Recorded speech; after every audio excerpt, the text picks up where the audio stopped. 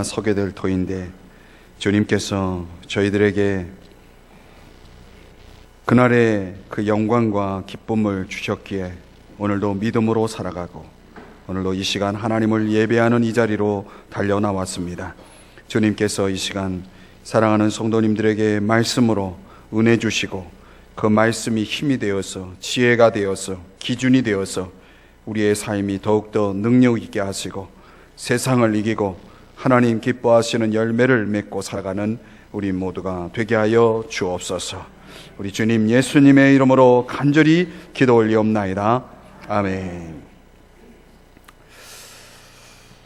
테리 폭스라고 하는 이름을 가진 한 청년의 이야기를 여러분들에게 소개하고자 합니다.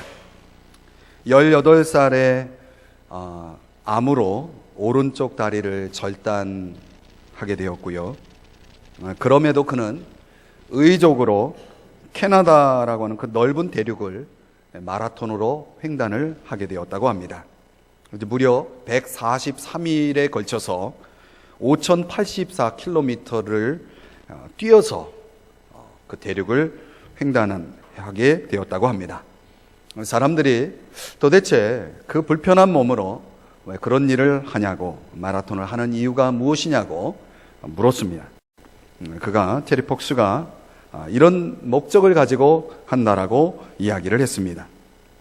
의족을 한 장애인, 나 같은 장애인이라도 무슨 일이든지 할 수 있다는 것을, 그리고 그 무한한 가능성을 사람들에게 보여주고 싶어서였습니다.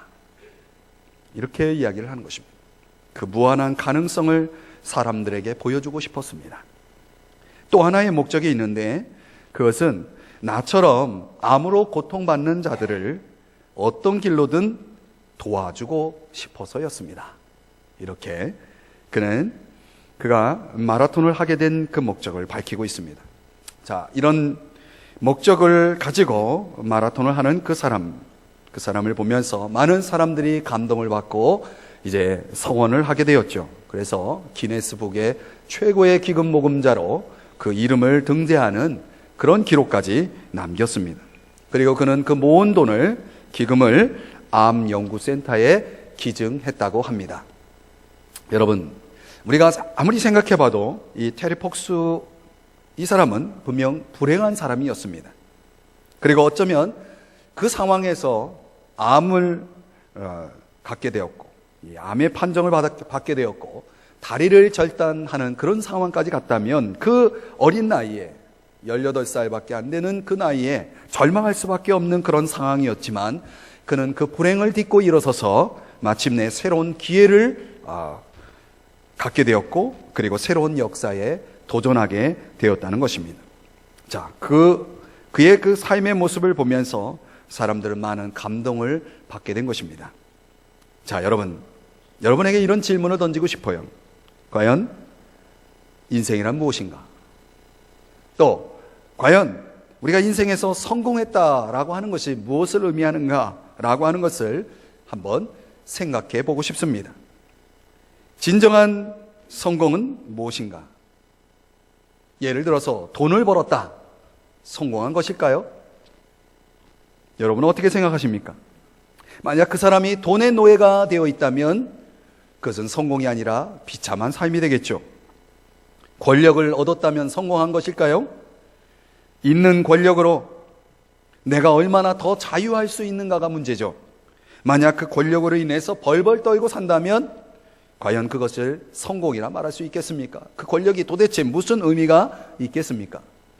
성공과 실패, 그것을 좌우하는 것은 그가 누리는 자유에 달려 있다라고 하는 것입니다. 톨스토이의 그 독서의 바퀴라고 하는 작품에 보면은요, 거기에 이런 말이 나와 있어요. 인간은 노예이지 않으면 안 된다. 무엇인가에 완전히 붙들려 사는 것이 좋다. 그런데 문제는 선택된 바의 노예여야 하고 또 누구의 노예냐 하는 것이다. 누구의 노예냐? 자기 정력의 노예가 되면 인간의 노예요, 정신적 본원, 그것의 노예가 된다면 신의 노예다. 이런 말을 남겼습니다. 자, 여러분, 돈을 사랑한다면 우리는 분명 도의 노예가 될 것입니다. 명예에 매여 산다면 명예의 노예가 되겠죠. 어떤 사람은 자기 지식과 편견에 매여서 살아갑니다. 그 역시 그 편견의 노예라고 할 수 있습니다. 아무리 생각을 바꾸고 싶어도 바꾸지 못하는 사람, 불쌍한 사람입니다. 편견 속에서 살아간다는 것은 불행한 것입니다. 어떤 사람은 과거의 어떤 실패로 인해서 그 절망을 안고 살아가는 사람들이 있습니다. 우리는 그런 사람을 가리켜서 절망의 노예라고 할 수 있습니다. 어떤 사람은 자신이 알고 있는 나쁜 습관을 버리지 못합니다. 그 역시 습관의 노예가 된 것입니다. 사랑하는 성도 여러분, 여러분은 무엇의 노예로 살아가고 있나요? 여러분은 무엇에 매여서 살아가고 있나요? 정말 우리가 인생을 살아가면서 매여야 할 대상이 있다는 사실을 아십니까? 또 그것을 통해서 우리가 진정한 자유를, 진정한 성공을 누릴 수 있다는 사실을 여러분 아십니까? 저는 오늘 여러분들에게 그런 주제의 말씀을 함께 나누고자 하는 것입니다. 자, 여러분, 오늘 우리가 성경을 보고 있는 이 본문의 내용은 20장, 출애굽기 20장 3절의 말씀서부터 시작되는 내용은 소위 10계명이라고 말을 하고 있습니다. 자, 여러분, 왜 하나님은 10계명을 주셨을까요? 왜 하나님은 10계명을 주셨을까요? 어떤 사람은 그렇게 생각합니다. 하나님이 우리를 억압하려고, 하나님은 우리를 귀찮게 하려고. 과연 그럴까요? 아닙니다. 하나님은 저와 여러분에게 도움을 주려고 10계명을 주셨다는 것입니다. 하나님이 우리를 억압하기 위해서, 우리를 귀찮게 하려고 준 것이 아니라는 것이죠. 오히려 하나님은 10계명을 통해서 저와 여러분을 자유케 하기를 원하신다는 것입니다. 자, 만약 제가 저희 어린 자녀에게 뜨거운 난로에 손을 대면 안 돼 라고 말했다면 그것은 저를 위한 말입니까? 아니면 우리의 자녀를 위한 말입니까? 네, 그렇죠. 여러분, 성경에서 하지 말라 말씀할 때에는 거기에는 긍정적인 목적이 있다는 사실을 아셔야 합니다. 성경에 부정적인 말씀을 하실 때에도 항상 그 말씀은 우리의 유익을 위함임을 우리는 알아야 합니다. 가만히 보면요, 여러분, 우리가 살아가는 이 세상에 자연의 법칙이라는 것이 있습니다. 자연의 법칙. 그 중에 가장 대표적인 것이 만유인력의 법칙이죠. 그 만유인력의 법칙에 의하면 물건은 공중에서 떨어지게 되어 있습니다. 어떤 중요한 물건을 여러분이 옥상에서 떨어뜨린다면 어떻게 되겠습니까? 깨지겠죠. 망가지겠죠. 여러분, 사람들이 그렇게 생각을 해요. 그런 면에서 자기 마음대로, 자기 하고 싶은 대로 하면 그것을 자유라고 생각하고 그것이 정말 좋을 것이라고 생각을 합니다. 그런데 그 안에 불안이 있고 위험이 있다는 사실을 아셔야 돼요. 10계명이라고 하는 것은 엄밀한 의미에서 보면은 하나님께서 저와 여러분에게 주시는 명령이고 법칙이라는 것을 아셔야 합니다. 어떤 삶에 있어서 법칙을 가지고 살아간다라고 하는 것은 기준을 가지고 살아간다라고 말할 수 있습니다. 자, 하나님께서 저와 여러분에게 주시는 그 기준, 바로 그 명령이 저와 여러분을 힘들게 하고 귀찮게 하는 것이 아니라 오히려 저와 여러분의 삶을 건강하게 만들어준다는 사실을 아셔야 합니다. 우리 삶에는 기준이 필요하다는 것이죠. 무엇이 옳고 그른지를 확실히 알아야 합니다. 저는 그런 면에서 저와 여러분에게 있어서 중요한 건강의 삶의 기초로 첫 번째 원칙을 함께 여러분에게 말씀을 나누고자 합니다. 그것이 바로 10계명 가운데 첫 번째 계명입니다. 본문 20장 3절의 말씀을 다시 한번 보시면 너는 나 외에는 다른 신들을 네게 두지 말라, 이렇게 말씀하고 있습니다. 공동 번역에 의하면요, 너희는 내 앞에서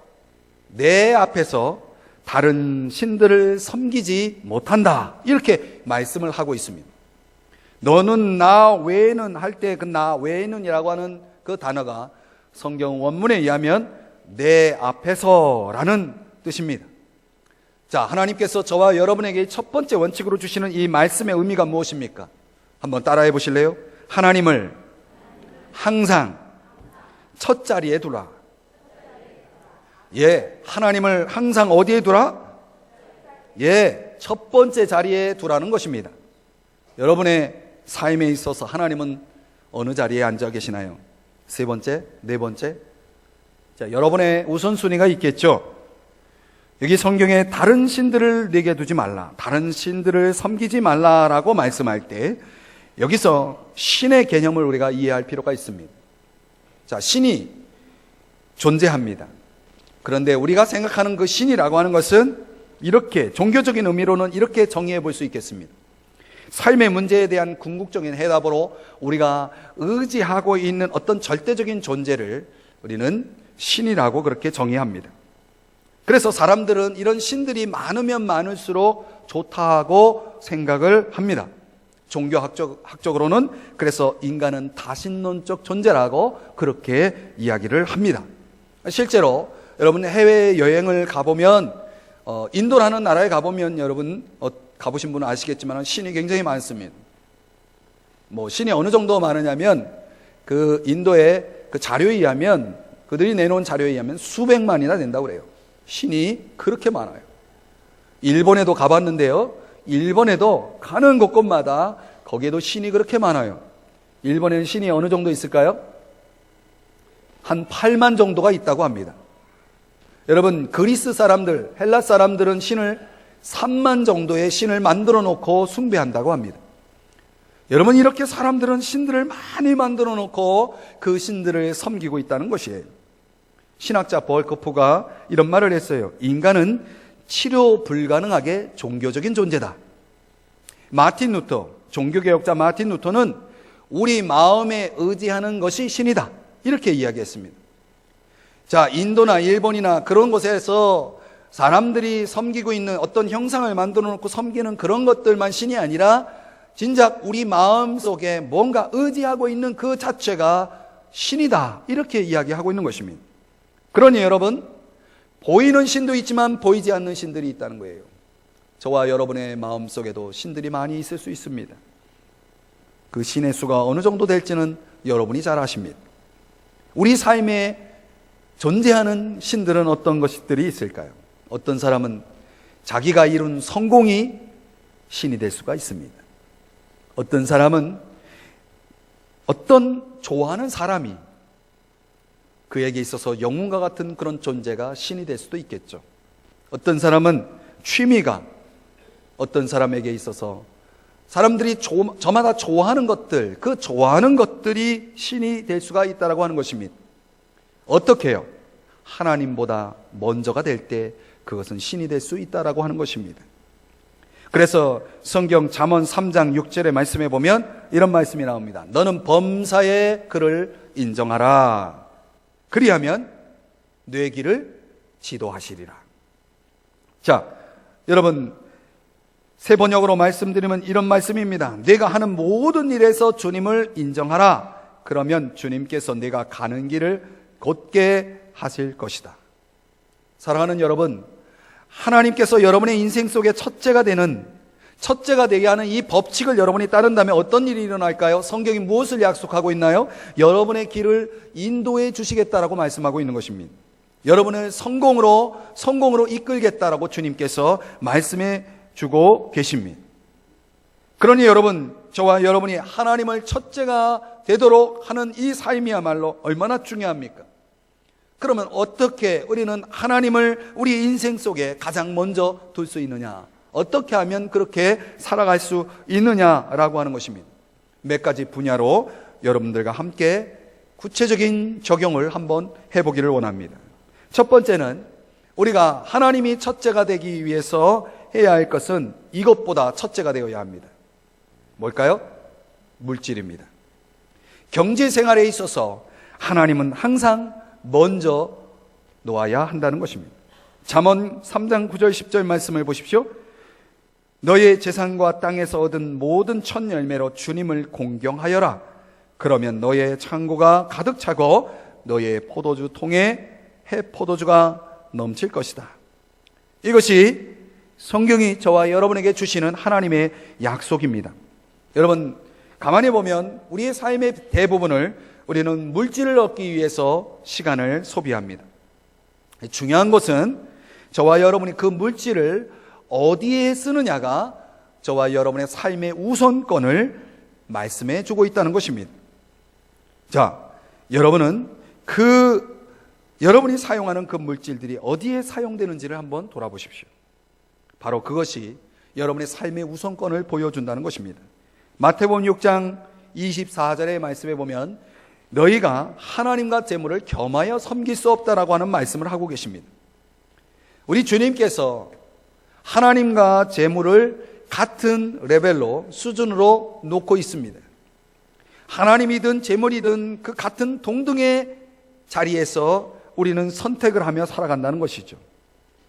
여러분에게 있어서 재물은 어떤 의미에서 보면 이것이 될 수가 있습니다. 만몬. 재물이 만몬이다. 이 만몬이라고 하는 것은 돈을 사랑하는 신을 가리킵니다. 만약 재물이 여러분이 진정 하나님보다 먼저가 된다면 재물은 여러분에게 있어서 만몬신이 되는 것입니다. 사실 돈이라고 하는 것은 필요의 차원에서 매우 중요합니다. 우리는 그 필요를 가지고 살아야만 합니다. 어느 정도 물질이 모아지기 시작하면 사람들은 그 물질을 어떻게 생각하냐면 내 행복과 안전을 지켜준다라고 믿습니다. 바로 그 믿음이 만몬신이 되는 것입니다. 우리는 이걸 가르쳐서 다른 말로 배금주의라고 이야기를 합니다. 어떤 어리순이가 이렇게 어르신께서 이런 말씀을 하시는 걸 들어봤습니다. 절대로 자식들에게 미리 돈 주머니 풀면 안 돼. 늙으면 그 주머니 꼭 붙들고 있어야 해. 그거 놓치면 끝장이야, 끝장. 그거 없어보라오. 자식 새끼들 낯짝이나 볼 수 있나?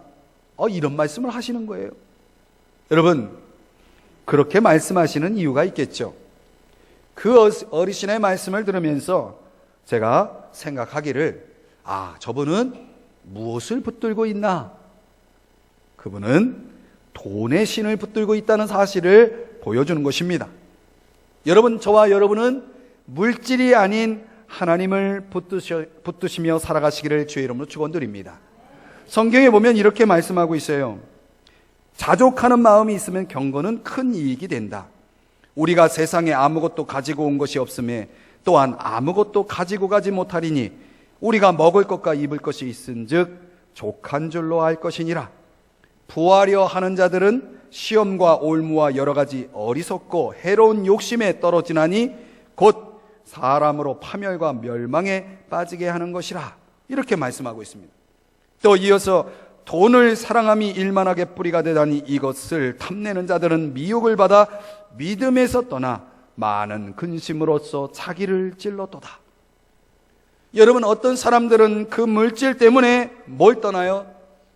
믿음을 떠난다는 사실입니다. 여러분, 사랑하는 여러분, 물질이 필요합니다. 중요합니다. 그러나 하나님보다 더 중요할 수는 없는 것입니다.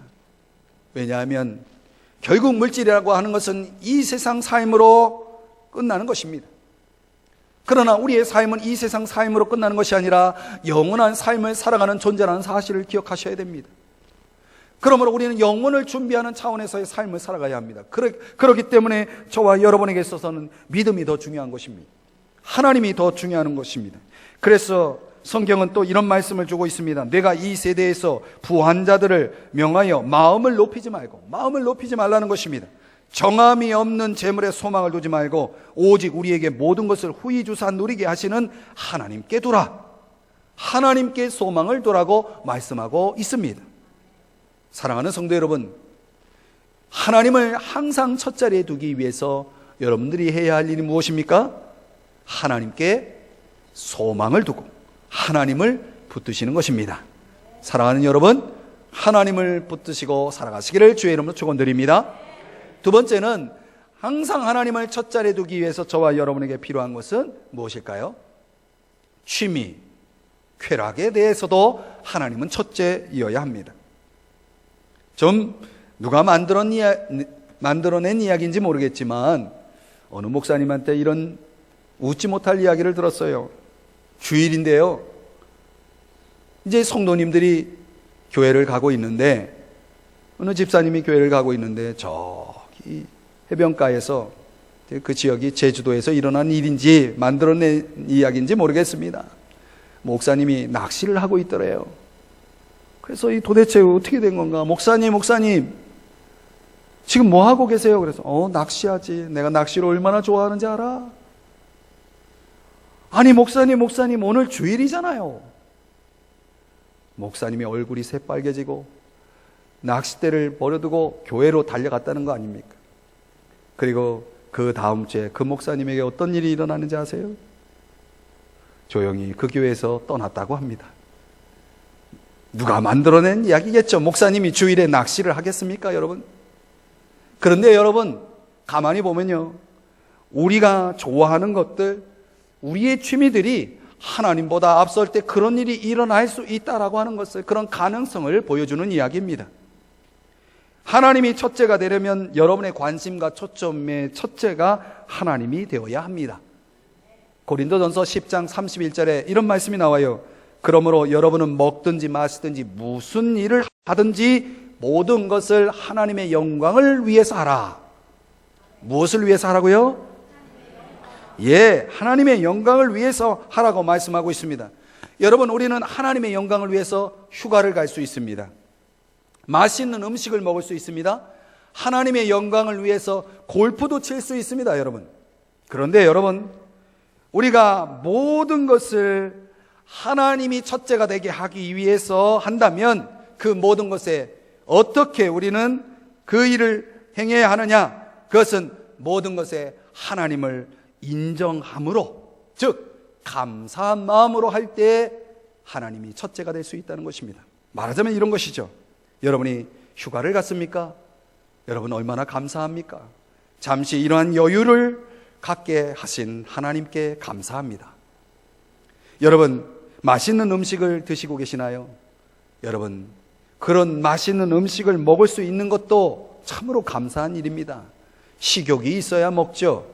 예, 또 어떤 면에서 그런 양식을 먹을 수 있도록 하나님께서 그런 양식을 주신 것도 감사한 일이 되겠죠. 그러므로 우리는 그 맛있는 음식 앞에서도 하나님을 첫째가 되게 할 수 있는 것입니다. 운동을 한다면, 여러분, 운동은 아무나 하나요? 건강해야 하죠. 건강하기 위해서 운동하고 건강하기 때문에 운동을 하죠. 그런 면에서 우리는 운동을 할 수 있게 해주신 하나님께 감사해야 하는 것이죠. 무엇을 하든지 감사한 마음으로 할 때 하나님은 첫째가 되는 것입니다. 여러분의 삶에서 하나님이 첫째가 되게 하셔야 합니다. 사실 우리가 가장 중요하게 여기는 것이 첫째라고 한다면, 여러분의 삶에 있어서 여러분을 가장 흥분되게 만들고 여러분을 가장 신나게 만드는 것이 있을 것이에요. 그게 무엇입니까? 사람이 만약에 운동을 너무너무 좋아하면 우리가 뭐라고 말해요? 팬이라고 말하죠. 난 그 사람의 팬이야. 유현진의 팬이야. 나는 누구의 팬이야. 이렇게 얘기하죠.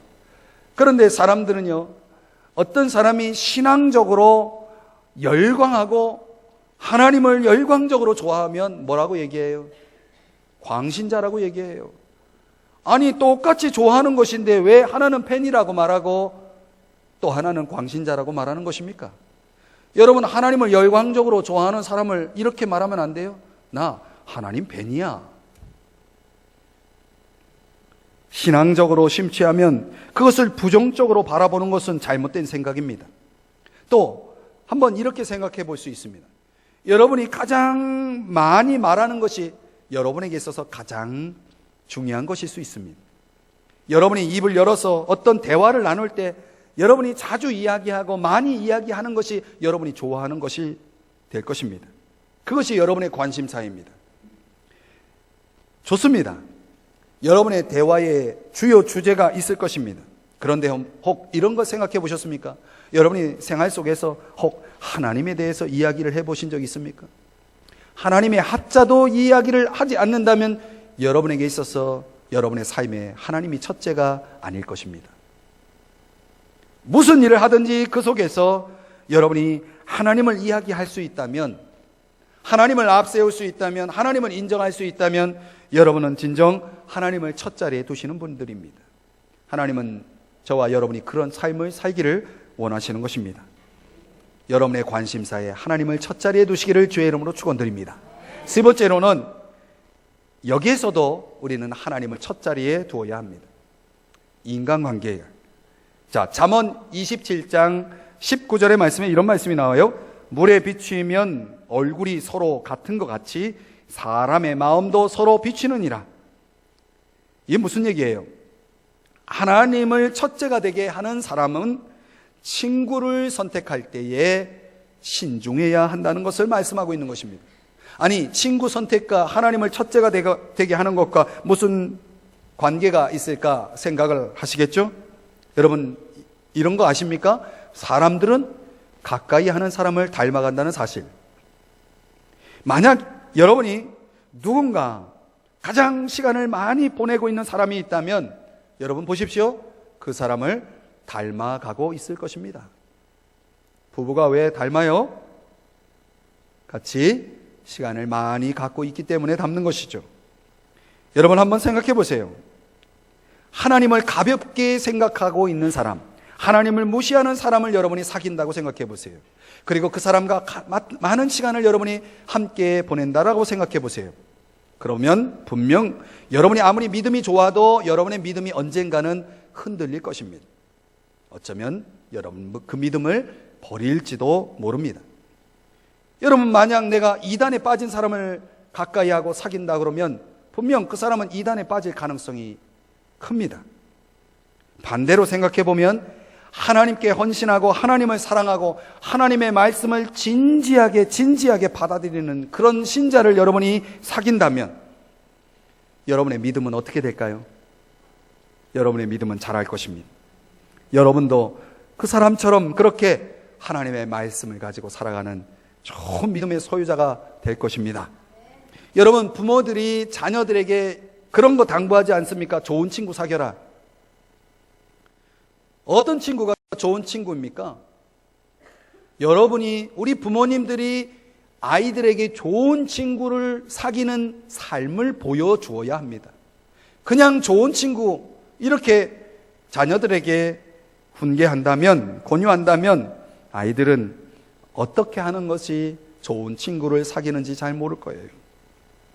잠언 12장 26절에 이런 말씀을 하고 있습니다. 의인은 이웃에게 바른 길을 보여주지만 악인은 이웃을 나쁜 길로 빠져들게 한다. 여러분, 친구를 잘못 사귀면 올바른 그리스도인들도 잘못될 가능성이 많다는 사실을 아셔야 합니다. 그래서 성경은요, 하나님을 항상 첫자리에 두되 인간관계에 있어서도 첫자리가 되어야 한다라고 말씀하고 있는 것입니다. 하나님이 모든 관계의 첫 번째가 되어야 하고 또 그 하나님과 가까이 있는 사람들을 여러분이 또 가까이 하셔야 합니다. 교회 안에서 좋은 영적인 교제가 있어야 한다는 말씀이죠. 그렇지 않으면 여러분이 보내는 대부분의 여러분의 시간을 보내는 그 삶의 자리에 여러분 주변에 있는 사람들이 혹 믿음과 상관이 없는 사람들로 가득 차 있다면 여러분의 신앙은 위태로울 수 있습니다. 여러분의 신앙은 위험할 수 있습니다. 그렇기 때문에 우리 삶에는 밸런스가 필요한 것입니다. 균형이 있어야 한다는 것이죠. 이 두 가지가 함께 우리의 삶의 자리에 있을 때에 저와 여러분이 건강한 삶을 살아갈 수 있다는 말씀입니다. 인간관계, 그것도 하나님이 첫째가 되어야 합니다. 또 하나, 우리가 하나님이 첫째가 되어야 할 것이 있습니다. 네 번째는 시간입니다. 자, 여러분, 에베소서 5장 16절 17절에서 이렇게 말씀합니다. 세월을 아끼라, 때가 악하니라. 그러므로 어리석은 자가 되지 말고 오직 주의 뜻이 무엇인가 이해하라. 여러분, 우리가 주님의 뜻이 무엇인가를 이해하고 살아간다는 것은 중요합니다. 그래야 주님의 뜻이 무엇인지를 알고 그대로 살죠. 그러면 어떻게 우리는 주님의 뜻을 이해할 수 있나요? 주님과 함께하는 시간을 가져야 합니다. 그래서 예수님은 마가복음 1장 35절의 말씀에 의하면 예수님은 이렇게 사셨습니다. 아주 이른 새벽에 예수께서 일어나서 외딴 곳으로 나가셔서 거기에서 기도하고 계셨다. 주님은 뭐 하고 계셨다고요? 기도하고 계셨다. 언제요? 네, 아주 이른 새벽에, 아마도 4시? 5시? 여러분의 새벽은 언젠가요? 아침 10시? 여러분, 하나님이 우리의 삶의 우선이 되기 위해서 여러분의 하루 일과표에 하나님과 함께 보내는 시간이 포함되어야 합니다. 이왕이면 여러분의 하루의 출발이, 하루의 시작이 하나님과 함께 보내는 시간을 갖는 것이 중요합니다. 그러면 여러분 하루의 삶이 달라집니다. 하나님이 우선했기 때문에 하나님과 함께 하루를 시작할 수 있고 하루를 그렇게 보낼 수 있는 것입니다. 어떤 사람은 하나님과의 시간을 주일에만 갖습니다. 그런 분에게 있어서 주님의 뜻을 이해하고 주님의 뜻대로 살아간다라고 하는 것은 사실 불가능하죠. 여러분, 하나님과 시간을 갖기를 바랍니다. 이왕이면 아침 시간에 갖기를 바랍니다. 그러기 위해서 밤 문화가 없어져야 합니다. 조금 일찍 주무셔야 합니다. 여러분, 어느 분이 새벽에 한번 기도하러 나왔다가 하루 종일 졸았다는 말씀을 하신 분이 있습니다. 왜 그래요? 습관이 안 돼서 그래요. 아니, 저녁에 늦게 주무셨는데 새벽에 나오니 졸릴 수밖에요. 그러니 여러분, 우리는 충분한 수면도 필요합니다. 주무셔야 돼요. 잠이 필요하죠. 건강에 좋습니다. 그런 균형을 위해서 우리의 시간을, 일과표를 여러분들이 잘 짜야 합니다. 시간 경영이라는 말도 있죠. 그런 시간을 잘 매니지먼트를 해야 돼요. 그런 면에서 여러분이 하나님과 충분한 시간을 갖기 위해서 저와 여러분이 시간의 우선순위를 하나님께 둘 수 있어야 한다는 것입니다. 마지막으로 5번째, 우리는 이것에서도 하나님께 우선순위를 두어야 합니다. 무엇일까요? 삶의 어려움입니다. 사실 여러분 살아가면서 어려움을 만날 때가 종종 있습니다. 그런데 중요한 것은 그 어려움을 만날 때 내가 무엇을 하느냐입니다. 여러분은 어떤 위기가 여러분에게 찾아왔을 때, 문제가, 어려움이 찾아왔을 때 여러분은 무엇을 먼저 하십니까?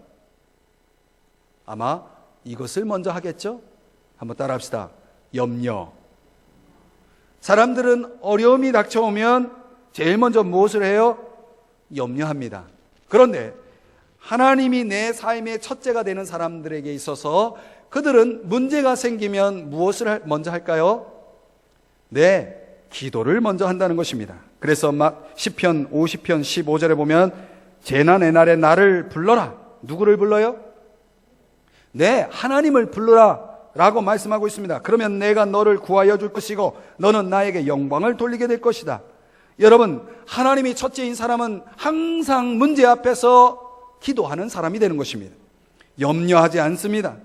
여러분, 그러나 많은 사람들이 사실 염려하며 살아간다는 사실을 아십니까? 여러분에게도 염려가 있습니까? 너희는 먼저 그의 나라와 그의 의를 구하라 라고 말씀하고 있지 않습니까? 염려를 해결하는 비결이 무엇일까요? 염려를 해결하기 위해서는 저와 여러분이 이렇게 살아야 합니다. 빌립보서 4장 6절 7절 말씀, 오늘 우리가 예배를 시작하면서 불렀던 찬송, 그 가사 그대로죠. 아무것도 염려하지 말고 오직 모든 일에 기도와 간구로 너희 구할 것을 감사함으로 하나님께 아뢰라 라고 말씀하고 있어요. 오늘 자막에 보여주고 있는 말씀처럼 그 후반부의 내용을 보면 이런 말씀을 하고 있는 거죠. 그리하면 사람의 헤아림을 뛰어넘는 하나님의 평화가 여러분의 마음과 생각을 그리스도 예수 안에서 지켜줄 것이다. 그래서 빌립보서 4장 6절을 새 번역으로 여러분에게 말씀드리면 이렇게 말씀하고 있어요. 걱정에 쌓여 지내지 말고 무슨 일에 있어서든지 기도하시오.